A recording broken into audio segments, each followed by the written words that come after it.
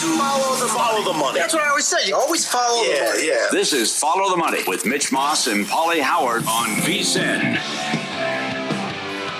Here we go. It is Follow the Money on VSiN, the sports betting network. Mitch Moss, Pauly Howard with you here on a Football Friday live downtown Las Vegas from the Circa Resort and Casino, the biggest sports book in the entire world. And we are loaded today. We will hit the Week 1 slate in the National Football League, latest point spreads, totals, player props, survivor angles, injuries, college football games today. Who is on upset alert this weekend?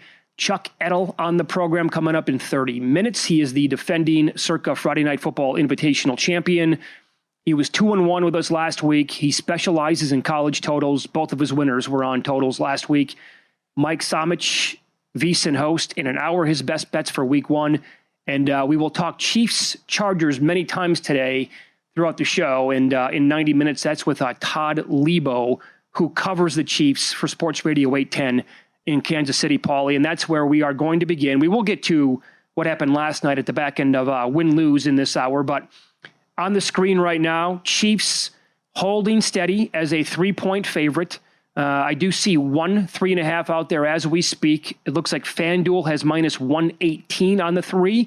Most other spots are flat, and the total now up to 47.5. A common narrative, of course, that you hear leading into every single season is, how big is that Super Bowl hangover going to be for the team that lost it? Well, how about this? Super Bowl losers have won 6 of their last 8 season opening games, 4-4 ATS. It was really before this current stretch when it was abysmal. They lost 12 of the previous 17, and they are 2-15 ATS. So that common narrative, early part of the century, kind of out the window here lately. And, you know, we get into some of these numbers here, but Andy Reid is also like dynamite in Week 1 when he's on the road, Paul. I mean, I played them money line. I think they're going to win because they've won 7 in a row over the Chargers, and they've won 17 consecutive one-score games. And every time it's close, the Chargers find a way to blow it. 0-9 the last 2 years in games decided by 3 points or fewer. So the games are close, but Kansas City finds a way to pull it out. They're going to try to win the division 9 years in a row and get back to the Super Bowl. So you are exactly right with Reid. You're right with the dominance in the division, 51-9 against the division going back. And I just think they'll be able to have success moving the ball against this Chargers defense, which I felt was kind of phony last year. We'll get into the numbers coming up, but they only allowed 17 points per game. And now you're worried about, Slater's out, Becton's sick.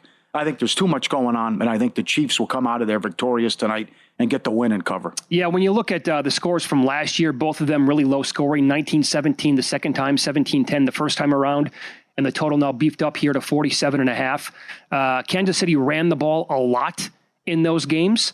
In fact, they were running it like 25 times. They didn't have a ton of success. The first game was 25 for 96.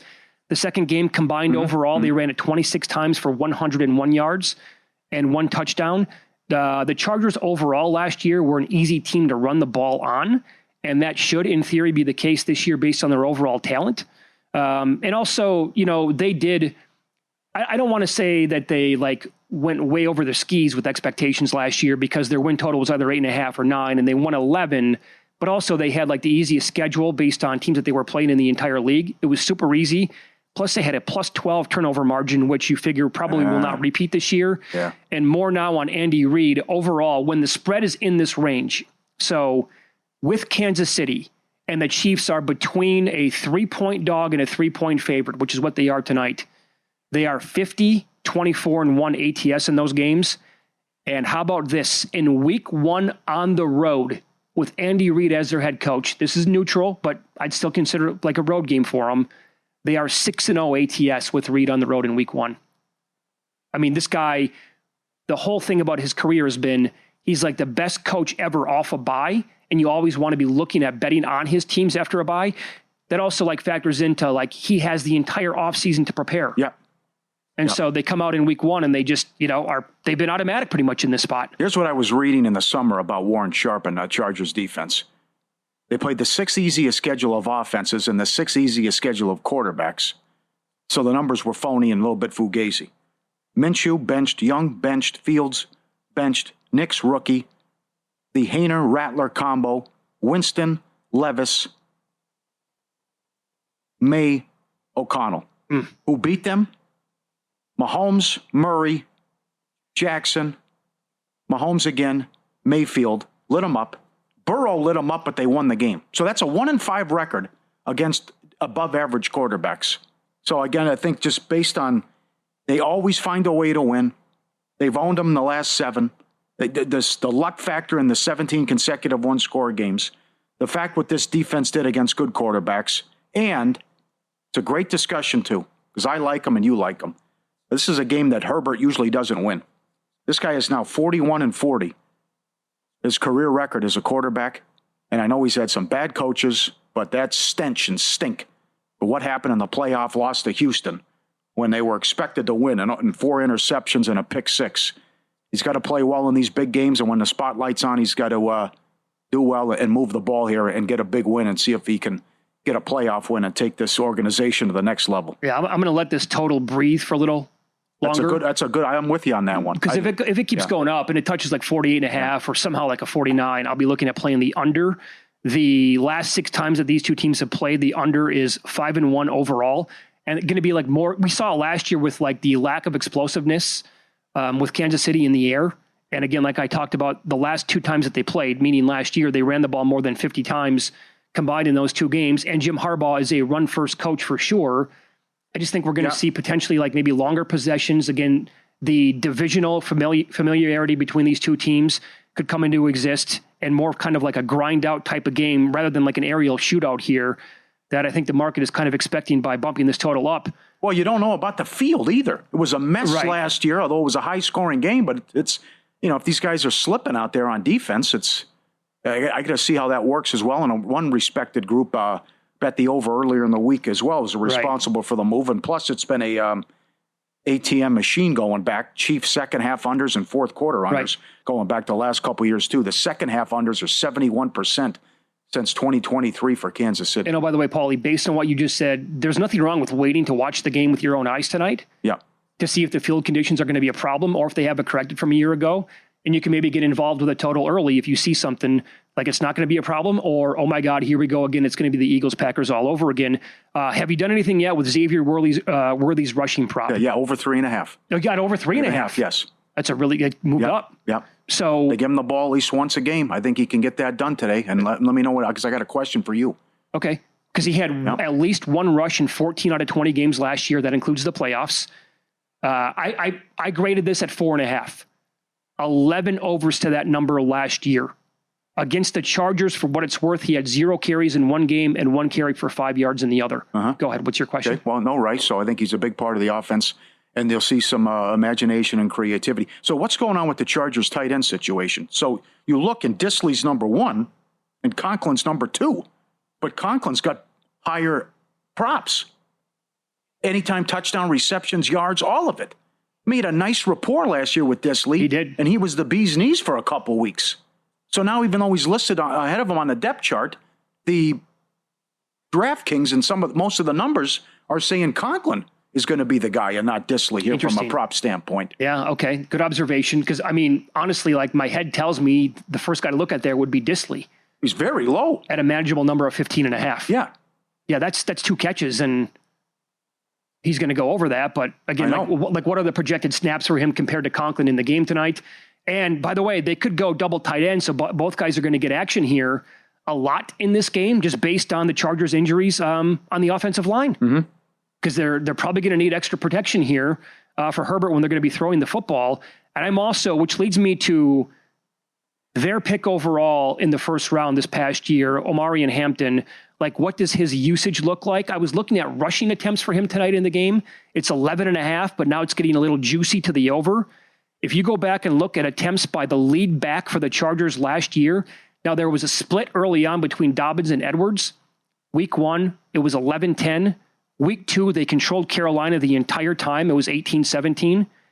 And then from week 3 on, the lead back had 15, 14, 25, 14, 17, 14, 15, 11 carries all the way until late in the season. Mm-hmm. And when they got in front of these teams, they were running the ball a ton. So do they get the lead tonight? And maybe that would be something that you could watch in play, because with a lead, I'd want to bet Hampton's attempts over. But I also am trying to figure out, like, what's going to be the split with Harris, because he's good to go. Yeah, I know, but he's got the eye with the fireworks. With the fireworks incident in the eye, so I don't know how big they've been keeping that quiet. Do you trust Harbaugh at all with whatever he says? No.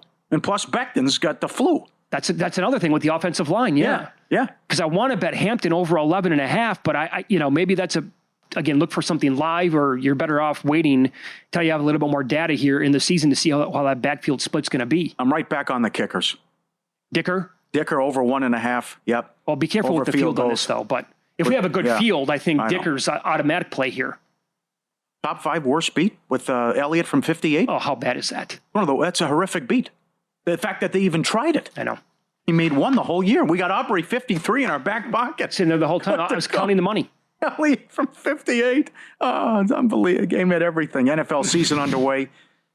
And the edge goes to those with the best data. VSiN Pro delivers real-time DK and Circa betting splits, so you can see where the public and sharps are putting their money. The email recapping all the best bets, every host, every guest, the dog videos, the pro tools, everything you need to stay ahead of the season. $9.99 or save 50% with an annual subscription. VSiN.com/subscribe today. Get in, join the team, the prop analyzer. The website's fire, all the betting systems, VSiN.com/subscribe. Jump on board. We will dive into the Sunday slate coming up next. Divisional Dogs in this spot are almost 68% ATS going back more than a decade. I will give you those details next here on VSiN.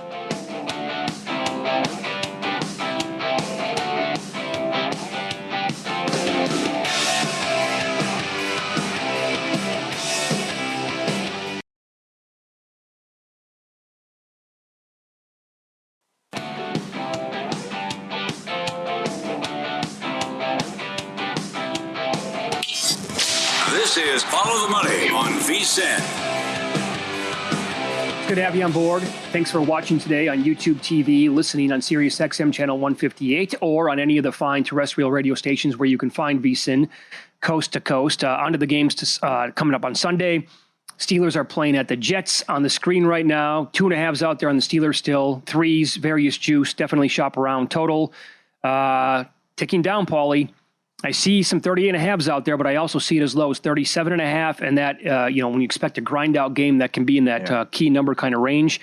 Mike Tomlin, most of these numbers today are going to be from vsin.com, along with maybe some other outlets as well. But the website here with the network is so good. Mike Tomlin, 32-9 under the total as a road favorite. Yes. But that's awesome. As a favorite overall since 2018, 23-30 ATS. The totals have been at pure gold with this guy. Yep. I'm with our guy Phil Hellmuth on this one. I just don't see how the Jets are going to score. And the other thing is the magic number is 21. This from Evan Abrams. During his career, when the opponent scores more than 20 points, Fields is 0-21 straight up. Hello. Oh. Can't score, can't throw.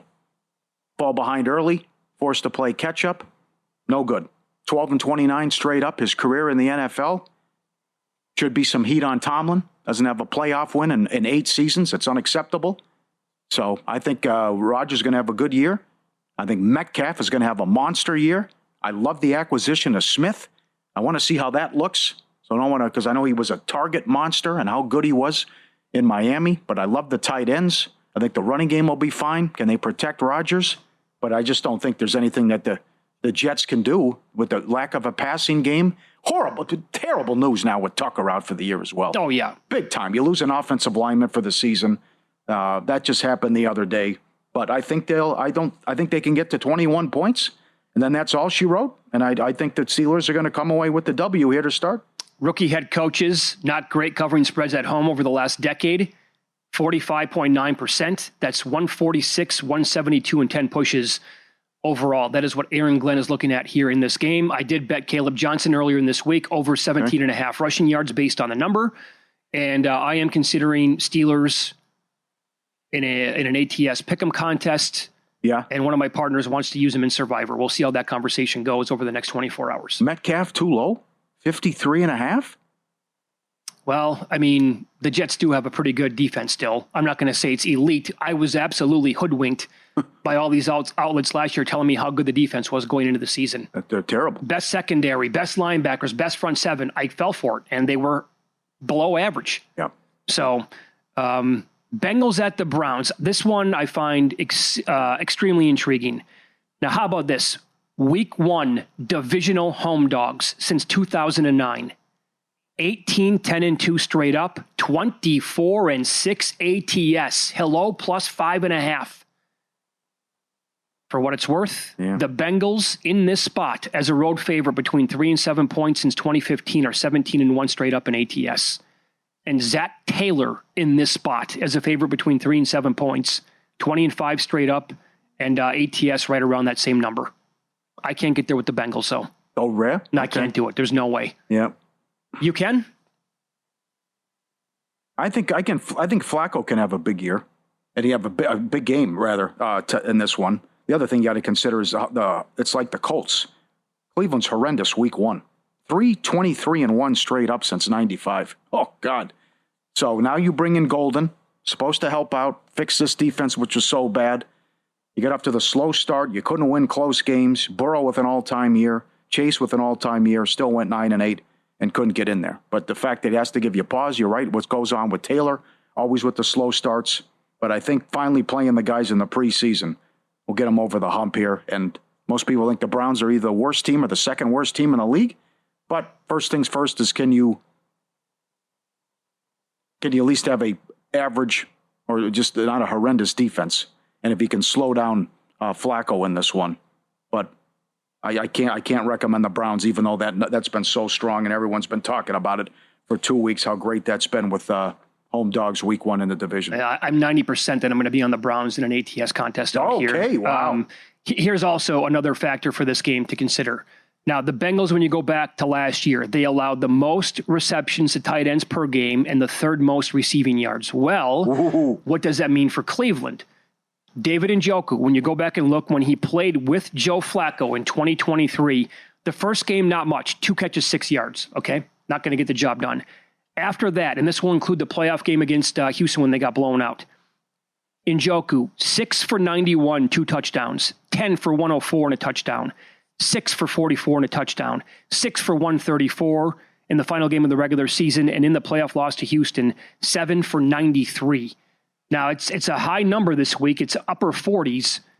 But if Flacco has anything left, again, this is 2 years ago, so he might not. I don't know.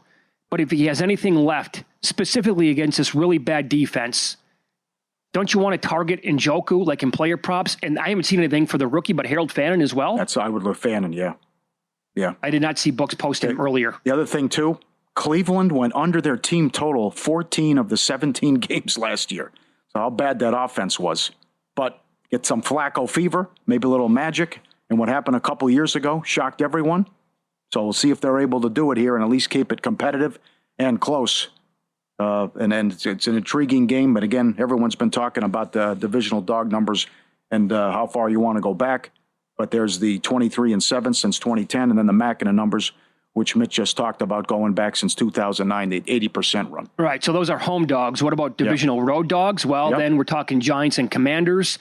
Divisional road dogs catching 6.5, listen to me, 6.5 points or fewer are 17 and 14 straight up, 21, 10 and 1 ATS since 2013. That's 67.7%. The Giants are also 5 and 2 straight up, 6 and 1 ATS, last 7 trips to Washington. Brian Dable, 19 and 8 under the total as a single-digit dog. And the Commanders here since 2017. I get it, new regime, new quarterback from last year, new coaching staff. But against divisional opponents, 16 and 32 ATS. Too popular? A lot of good points on X about no one's picking Washington. That's fair. A lot of Giants love. They were so good in the preseason. Also their issues in week 1. They've lost 5 of the last 6 week 1, and they've been blown out in most of them. Remember the last 2 years? Hello. The Dallas game, what happened against Minnesota, Danny Dimes, the pick 6 early. That was pathetic. So I do like Scatterboo, anytime touchdown at plus 310. But, a lot of this, the variance, the luck factor, and can this 4th down stuff continue with Washington? Love Quinn, love Kingsbury. I don't think there'll be regression with Daniels, but the whole McLaurin situation as well. What does Debo have left in the tank? I just think, I'm coming around here. I think the Giants can have a nasty defense. I'm with you. With Carter and Tibbs Oh, they're going to have one of the best front fours in the entire league. Yeah. Yeah. Burns that they added. That's right. Thibodeau. Right. You brought you Tibbs. Okay, sure. And they have weapons on offense now. We'll see if the long shot to Neighbors is a good connection, and that works out for them. So I'd like to see the Giants hang in this one and see if they can surprise a lot of people. But certainly the future's bright for the Giants. But it does give me pause with all the week one issues and how bad this organization has been. Not only week one, but all the slow starts. Every year the Giants are 1-5 again. What happened? Season's over. Oh, they're 1-4 again. Another poor start. So on the screen right now, we're looking at the betting splits that you can look at Circa and also DraftKings. By the way, get this at vsin.com when you become a subscriber, vsin.com/subscribe. You can check out the betting splits at these two sports books on every sport that they have. 90% of the handle on the Giants here at Circa. But it's early in the week yet, so that'll correct itself by kickoff, I'm guessing. But I told my one partner in Survivor who wants to play the Commanders, I said, you're going to have to fly to Las Vegas, wrestle me to the ground, and break my legs if you want me to submit Washington in a Survivor play. There's no way I'm doing it. Yeah. Well, I'll look elsewhere. And my wife is in the contest this year. All right. So now she's picking my brain. And I said, if you ask me for advice and it loses, and if you blame me for 1 second, we're done. We're finished. Yeah. I didn't go that far, but I did say you can't blame me if I give you a pick and it loses. And I said, look, you can take Washington might win 30-0. I don't know. Nobody knows, but there's no way know how I'm playing them. She wanted my advice in the game. That's what I told her, and that's what I'm telling the audience right now. Yeah. Okay. I hope they can hang around. I've done a 180 on them, so I hope the Giants can make this interesting. Our betting splits cut through the noise, pulling real-time data straight from Circa and DraftKings. They track the percentage of bets and handle on every game across every major sport to make sharper, more informed bets. Start your edge today, just $9.99 at vsin.com/subscribe, vsin.com/subscribe. Where are we at here with the what's going on? Alcaraz won the first set. 3-0 Joker in the second set. Okay. We got a good one here. All right. The rally is on, eh? Yes. $4 favorite Alcaraz, almost. Big one. Did you bet this at all? No. Just wanted to watch it. I can't believe they're starting it at noon Pacific, and the center match is at 4. I'll say one thing. The Osaka match last night was awesome. I enjoyed it. Yeah, that was very good. Place was empty. I get it's midnight, but come on. Well, all right, Chuck Edel on the program coming up next. 2-1 last week. Both of his college totals cashed. Who is he on this week? Find out with us coming up on Follow the Money. It's VSiN, the Sports Betting Network.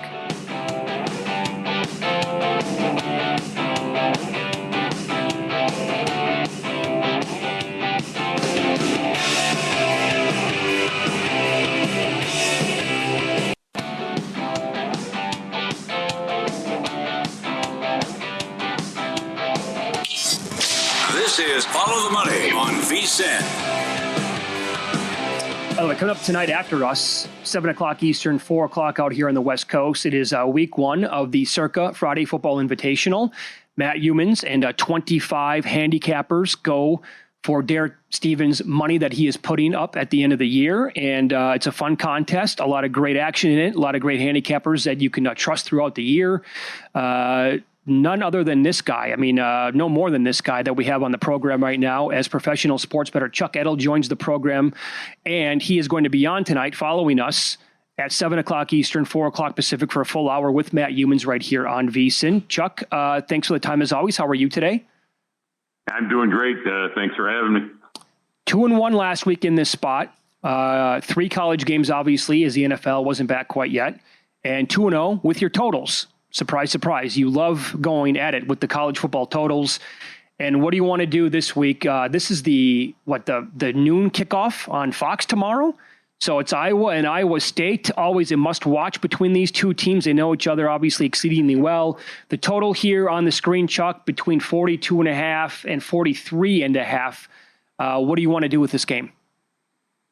Yeah, I'm going to go against the grain, what you normally would think here, but I'm going to go over in the game.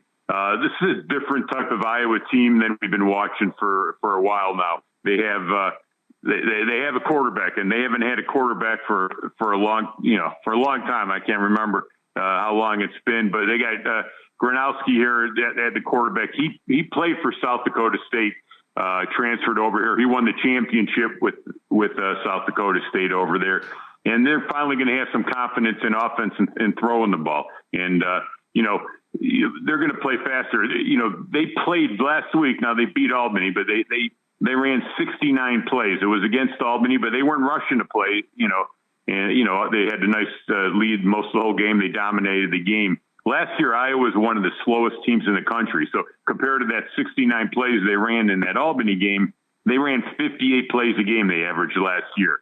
And, that's a big difference. Now when they're playing a competitive game here in Iowa State, I expect them to, reach right around that 69, 70 mark. Iowa State, meanwhile, they do play at a good pace. They average 70.5 plays a game this year. It's only 2 games, but that's about what they averaged last year. 31 points a game they average for the season. And listen, this Iowa State's going to be a good game. Iowa State has their quarterback who played well last year, Rocco Beck. He threw 25 touchdowns last year. So, the total was 35 last year. So they have made adjustments, obviously, but I think they haven't adjusted quite enough for this one. They're still looking at the slow play, methodical play of Iowa, how they like to just run the ball and use the clock. So I think they're a little off on the number here. And I think going forward, you probably won't be able to get the number, as low as it is right now. So I'm going to go over that total. All right. Very good. Another total. NFL now. Rams against the Texans. Texans have a great defense. Rams also defense was phenomenal down the stretch. The concerns about Stafford's back. Says he's good to go. We'll see what happens if there's a big hit on him. You played under 44 in this game. Take us through your thoughts on this one. Yeah, like you said, Pauly, Stafford's been dealing with the bad back all summer. He's 37 years old now, so he's not getting any younger.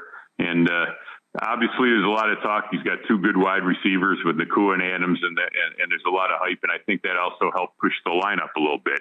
But they're going to be tested by a really strong Houston defense. Houston, they rush the passer. They play very good in the secondary. They were 4th in the NFL last year in sacks. They were 1st in defensive completion percentage, holding teams down. So Stafford's going to get hit. We'll see how he responds. But with this Houston defense, that's the strength of their team right now. I believe that Stafford is, definitely going to be running for his life a little bit. They can run the ball, the Rams, a little bit too. They're, and Stafford, when healthy, has looked good. But Houston, even against the top offenses last year, really kind of kept those teams in check. It was basically their offense, Houston, that struggled. The offensive line last year was terrible, and Stroud was running for his life. They did rebuild the offensive line this year, but it's still a work in progress. It's going to take them time to gel. And I don't think that, that they're going to have a lot of success against a Rams young defense, an improving defense. And you got Mixon's out, Chubb's in. I'm hearing Chubb's not 100%. He's going to play, but he's not the running back that we've been seeing over the before he got injured. And so I do like this game to go under the total. All right, very good. I was looking based on a lot of the stuff that you were saying right there, and when I was looking into this game earlier this morning, I was looking for a prop in this game, Chuck, on how many combined sacks we would get in this game. I looked at countless sports books. I didn't see one. I think both quarterbacks are going to be under some pressure here. I agree. You'll see it up either tomorrow or Sunday, and it's probably going to be in the 4.5 range. I agree with you there on the. I think both the defenses here are going to put pressure on the quarterbacks. We'll see how this Houston offensive line. They really struggled last year. They did change a lot of guys around, but the offensive line is one thing. It takes a lot of chemistry. It takes a while for them to gel. So we'll see how they go. Rams have that young, aggressive defense too. They'll be tested. All right, it's all about cash and tickets. And I know we love that you're a Chicago guy, and you love the Cubs. So it might be difficult here to get to the window on the Packers. As a Chicago guy, are you buying the Packers hype and the second choice to win the NFC now after they acquire Parsons? And what does that mean for week 1, laying 2-3 at home against the Lions? Yeah, the first thing here with the Lions, I'm looking at I think the Lions are going to drop down a little bit here. The loss of coordinators, and obviously Ben Johnson, a big loss. He called the plays last year. He had a very creative offense, and I expect I expect their offense not to be, as they were last year. I mean, he had the talent there. They still do have the talent. They did lose some guys on the offensive line, but I think they're going to drop down a notch with both coordinators being gone. And they got, the one thing Green Bay did do, and part of the reasons they did get Parsons, Green Bay knows they have to beat Detroit. They're trying to build the team now to build Detroit. Goff, he struggles when there is pass pressure on him. I mean, if you give him time, he's one of those guys who could beat you up really good. But if you could figure out a way to put pressure on Goff, and I think that's when they bring Parsons in. I think that's the main reason they bring him in, because to put pressure on him. I'm hoping he's going to play, decent amount. He'll probably play in the passing situations this game Sunday. He's not, he's still, basically missed the whole, preseason. So he's still getting in shape, but he'll be out there. I know there's a lot of talk about his injury and stuff, but he'll be out there playing.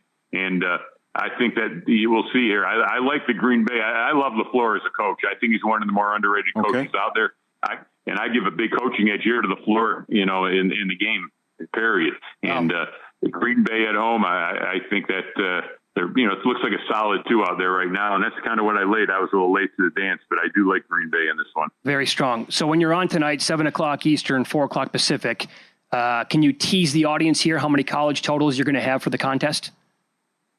Yeah, I'm going to. They only let us have 4 totals on the for the contest. You only could use up to 4 totals, and I'll have 4 totals. Well, very good. The Chuck Edel rule. Oh, yeah, that's what it is. Yeah, sure. They snuck that into the fine print on you, Chuck. Jeez. Yeah. All right, pal. Thanks for the time. I'll have some totals next week, too. I'll have some totals for us here next week as well. I just was a little behind on my work, but we'll have some totals next week. Very good. I can't wait to watch and figure out what you're going to be on tonight. Thanks for the time. Good luck. Thank you. All right, so he won it last year. By the way, if you want to be in the Average Joe contest, this thing has absolutely exploded this year, Pauly, with how big this has gotten. If you win the Average Joe contest, you get in the Friday Night Invitational with guys like Chuck Edel automatically next year. You qualify automatically. You're in. Huge.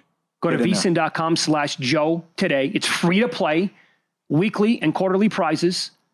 Again, the winner, think about that for a second. Not only will you have the bragging rights this year, you can win some of those prizes, which are awesome. Go to vsin.com/Joe to check it out for yourself.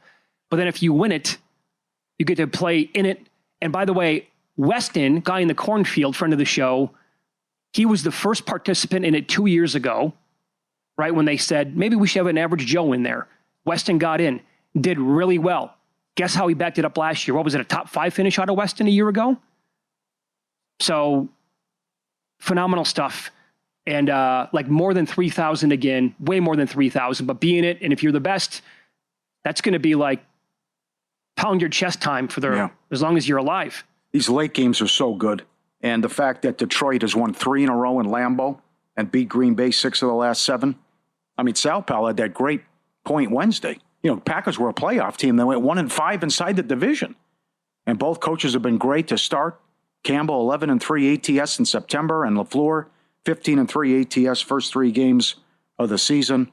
What a matchup to start. All right, up next, we'll get to win some, lose some. We're going to discuss the aftershocks felt from the Cowboys-Eagles game last night. How bad was the beat on the over? How about this? It was 172-1 over the last 20 years under this scenario. You can make it 172-2. Pauly with all the details coming up next here on VSiN.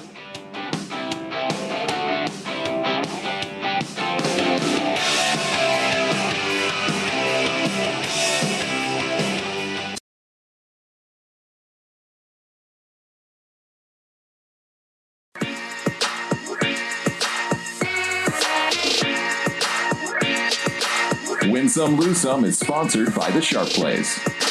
Were you a winner last night? Wow, winning. Or was it a rough one? Well, they can't all be winners, can they? Loser! You're a loser! Pauly Howard recaps the night in sports betting in Win Some, Lose Some. We had it all. A 1-hour delay. Carter ejected before the first play.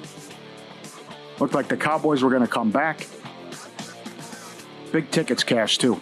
Scoreless quarter plus 410 here at Circa.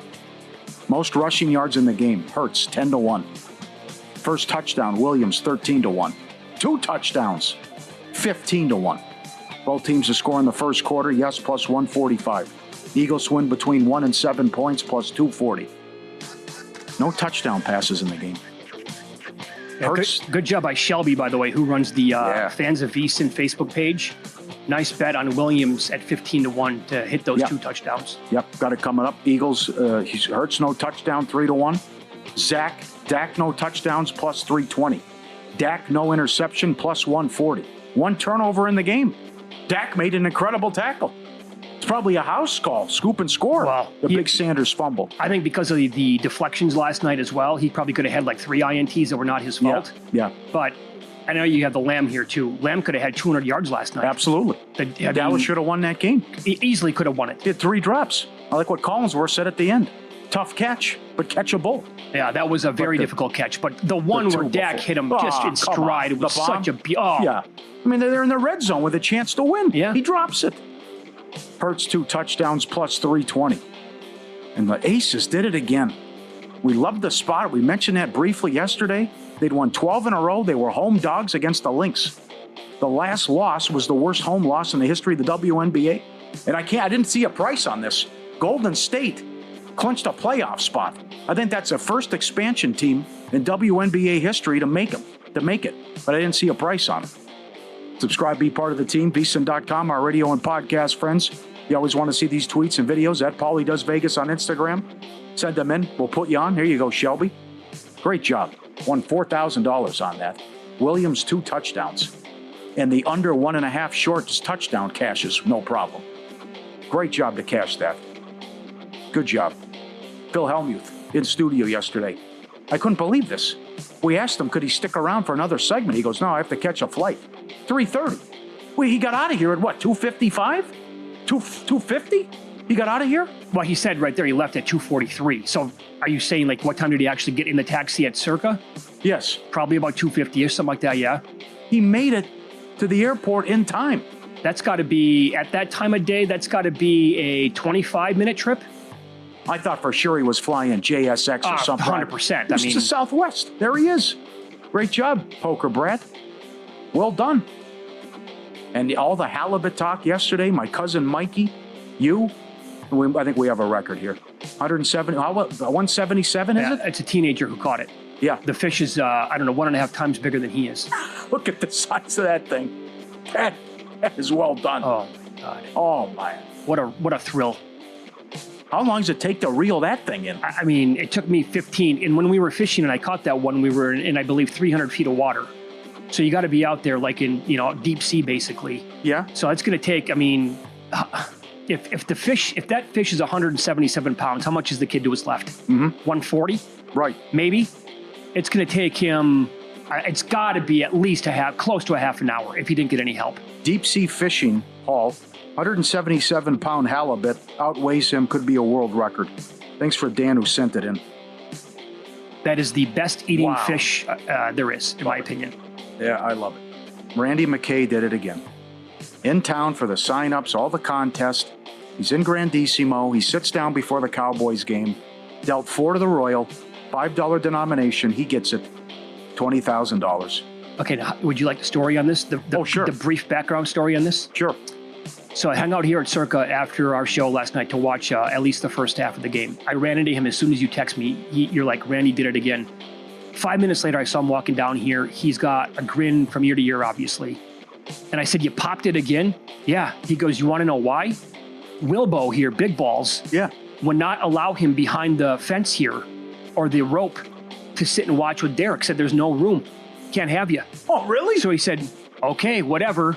Decided to go upstairs in high limits because there's a TV up there in high limit. Up there. He sat at one of the machines so he could see the TV, and that's the reason why he hit it. Unbelievable. McKay. Are you kidding me? Yeah. And last year he comes to town, he hits a $20,000 Royal here. He goes across the street to the gate and hits one for $8,000. Lose some. Dealt 4, by the way. You knew he was going to pop it. I never get that. Never. How about Caitlin Clark out for the season? Yeah, she played 13 games? It's rough. With the groin? It's a groin injury? Incredible.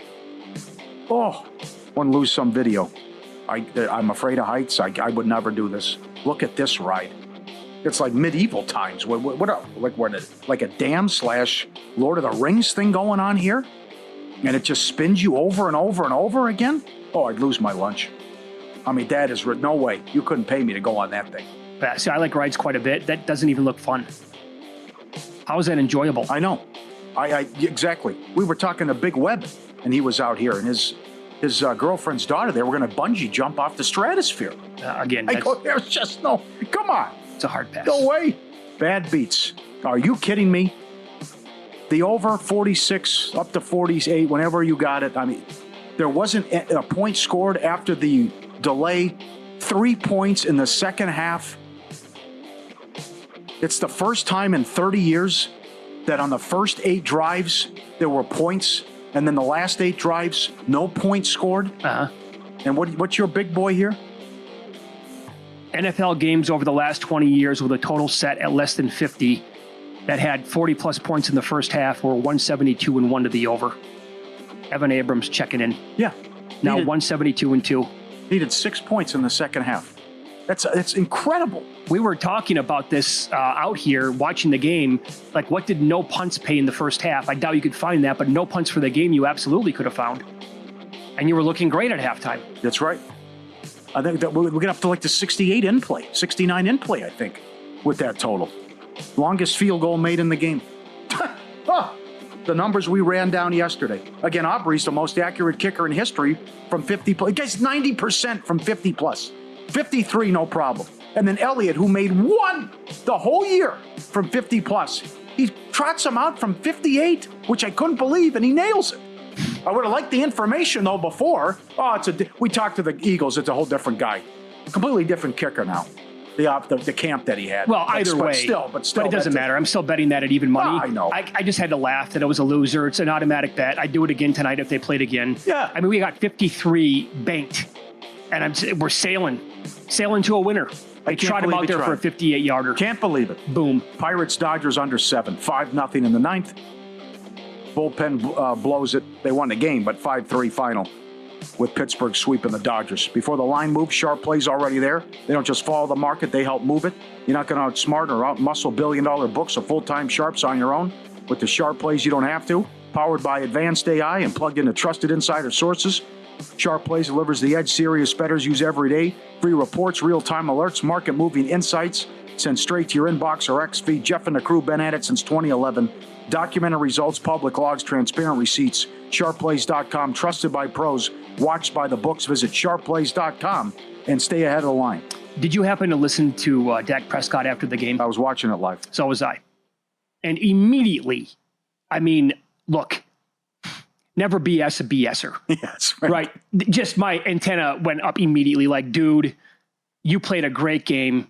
You deserve better than that. Your passes were like phenomenal, on point, and CeeDee Lamb kind of let you down. Yeah, kind of. What he said in the game right before it happened about spitting, about Jalen Carter. I spit all the time, probably 1,000 times a game. And I wasn't spitting at him. I was spitting at the ground. I was like, get out of my way. I don't want to spit on my teammates, that kind of thing.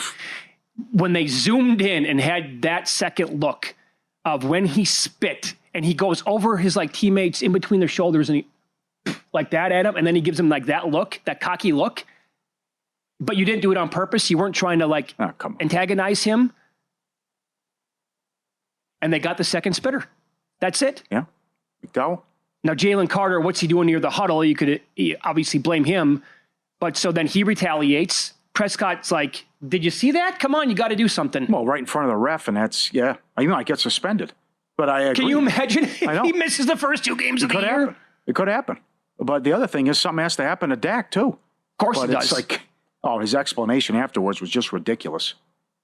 It was the biggest line of BS since the Tiger Woods story. Or maybe Steve Ballmer yesterday. Whichever one. But that was the same thing. I'm reading the bottom line when the Tiger Woods story went off. Hit a fire hydrant. His wife comes out with a golf club to save him by knocking out the back window. I'm like, okay. Heroic. Yeah, I'm buying that one. Yeah. Sure, you bet. God, what a game. Everything that happened. Nuts. God, what's the comparison there? It's the first game of the season before the first play ejected Spitty. 28 people had them in Westgate Survivor. Yeah. I was one of them. Good job releasing that, too. I like that they tweeted that. Mike Somich on the program coming up next. We'll dive into his Week 1 best bets in the NFL coming up on Follow the Money. It's VSiN, the Sports Betting Network.